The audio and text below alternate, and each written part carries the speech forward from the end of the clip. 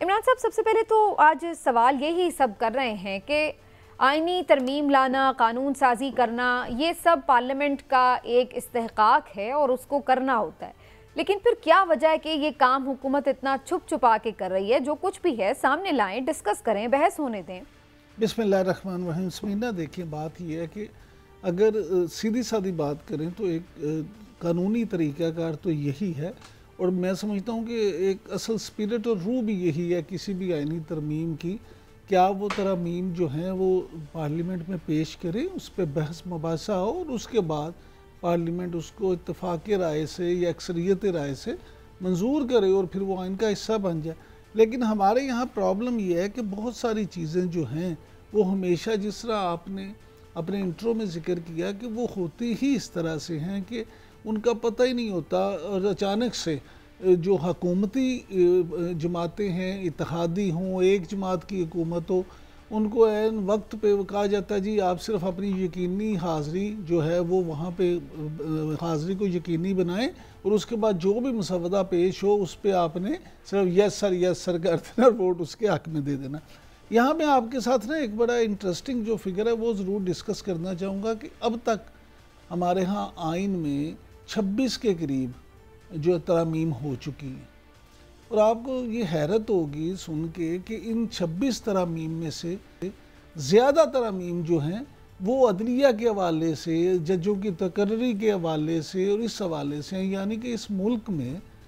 कोई भी हुकूमत हो, आपको ये एक फैक्ट मैं यहाँ नाजरीन के सामने भी ज़रूर रखना चाहता हूँ कि पाकिस्तान पीपल्स पार्टी की हुकूमत हो,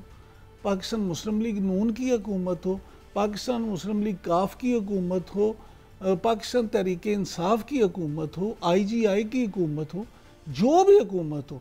ये जो 26 तरामीम में से जितनी भी तरामीम की गई हैं वो ज़्यादा इस हवाले से हैं कि जी चीफ जस्टिस का तकर्रुर कैसे होगा, जजों की तकर्री कैसे होगी, अदलिया कैसे करेगी, काम किस तरह से होगा, यानी कि अदलिया को काबू कैसे करना है। हर हुकूमत ये कोशिश करती रही है और इसी में मसरूफ़ रही है कि अच्छा हम किस तरह से ये करें कि अदलिया हमारे काबू में आ जाए, चीफ जस्टिस हमारी मर्ज़ी का लग जाए। कभी पहले ये था कि जी आप सीनियरिटी का असूल नहीं था, आप जिसको मर्ज़ी कर दें, फिर आपने वो असूल ख़त्म कर दिया। फिर जस्टिस सजाद अली शाह साहब का आपके सामने है, फिर जिन्होंने उन्हें बनाया चीफ जस्टिस, उन्होंने उनकी हुकूमत के साथ क्या किया वो भी सब आपके सामने। फिर इसी अदलिया में नज़रिया ज़रूरत भी होते रहे, और उसके बाद जब दोबारा ये सीनियरिटी वाला आया मामला तो फिर, यानी कहने का मतलब ये है कि सियासतदानों ने बड़ी माज़रत के साथ, हुकूमतों ने, तमाम सियासी जमातों ने इस सारे मामले को इस तरह से इस्तेमाल किया है कि वो अपने फ़ायदे के लिए किया। तो ये मामला इसलिए, लेकिन ये अब चूँकि स्टेक है कि अदलिया और अदालती निज़ाम से जुड़े मामलात का, तो इस वक्त सदर सुप्रीम कोर्ट बार एसोसिएशन हमारे साथ शहजाद शौकत साहब मौजूद हैं, उनसे इस बारे में जानते हैं कि वो कैसे देख रहे हैं। शहजाद साहब, पहले तो आपसे भी ये जानना चाहेंगे, बहुत से लोग ये बात भी कर रहे हैं कि अगर आप अदालत से जुड़ी बहुत सारी तरामीम लेकर या तब्दीलियां लेकर आ रहे हैं तो जो स्टेक होल्डर्स थे उनसे मुशावरत की जानी चाहिए थी। आप समझते हैं कि हुकूमत ने कोई अदालती जो भी इससे मुतल्लिक तंजीमें हैं या बार्स हैं, उनसे किसी तौर भी कोई मुशावरत की है, कोई कंसल्टेशन की है? देखिए जी, अभी तक तो इस आईनी पैकेज के खतोकाल कम अज़ कम हम पर अयां नहीं है, और ना ही अब तक जितने दोस्तों की कॉल आई है किसी के पास भी constitutional amendment bill physical shape में है। हम सब मफरूज़ों पर बातें कर रहे हैं, बिस्मिल्लाह, लेकिन बिल्कुल दुरुस्त बात है कि स्टेक होल्डर्स की इनपुट इस किस्म के मामलात में ली जानी चाहिए उसूली तौर। शहजाद शौकत साहब, ये फरमाइएगा कि आप माशाल्लाह इस वक्त सुप्रीम कोर्ट बार जो कि सबसे सुपीरियर बार है उसके प्रेसिडेंट भी हैं और माशाल्लाह एक तजर्बाकार माहिर कानून है। अभी मैं समीना से यही जिक्र कर रहा था कि पाकिस्तान के आइन में मौजूदा 1973 के आइन में 26 के करीब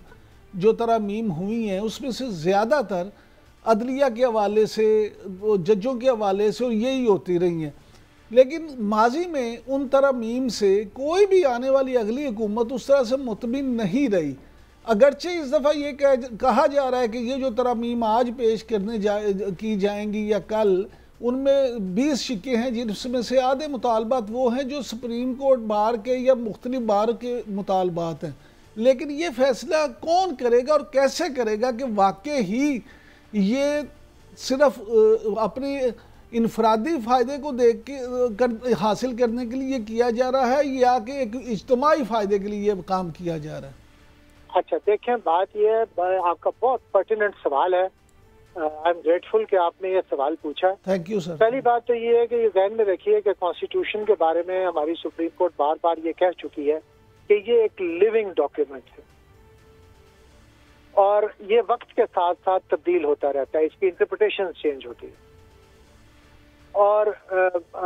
ہم دیکھتے ہیں کہ بہت سارے ممالک میں بہت کم ترامیم ان کو کرنی پڑی ہیں اپنے آئینی ڈاکیومنٹس میں۔ ہم اب تک 25-26 ترامیم کر چکے ہیں، مجھے پتہ نہیں کتنی ہیں آپ کو۔ جی 26۔ دیکھیے بات یہ ہے کہ یہ درست بات ہے کہ بہت سارے مطالبات وقتاً فوقتاً سپریم کورٹ بار بھی کرتی رہی، پاکستان بار کونسل بھی اس بارے میں بات کرتی رہی ہے، چارٹر آف ڈیموکریسی میں بھی ایک کانسٹیٹیوشنل کورٹ کا ذکر ہے جس پر تمام اسٹیک ہولڈرز نے، پولیٹیشنز نے دستخط کیے ہیں، اور یہ بات اس لیے بار بار کی جاتی رہی ہے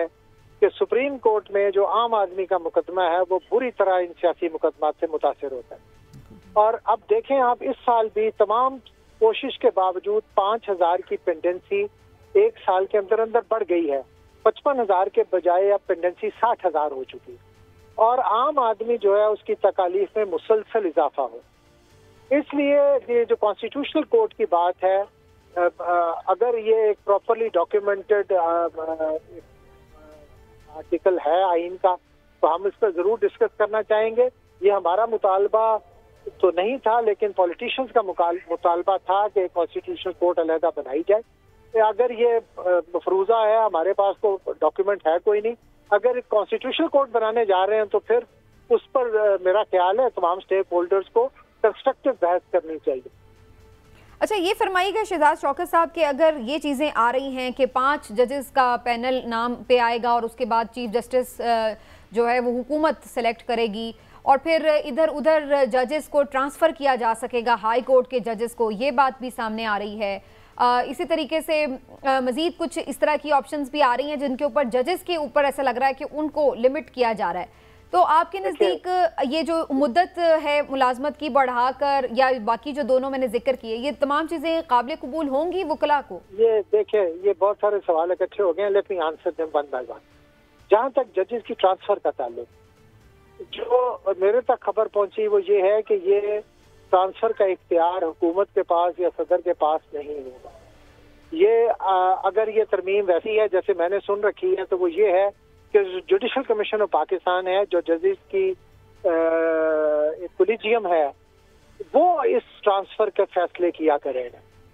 اگر ایسی بات ہے تو اس لیے یہ شاید مناسب ہوگی، subject to what is written there, کہ انڈیا میں بھی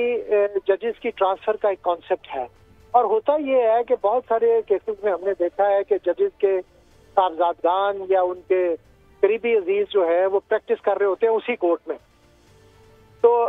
اس پر بہت سارے کوشچن مارکس ریز ہوتے ہیں۔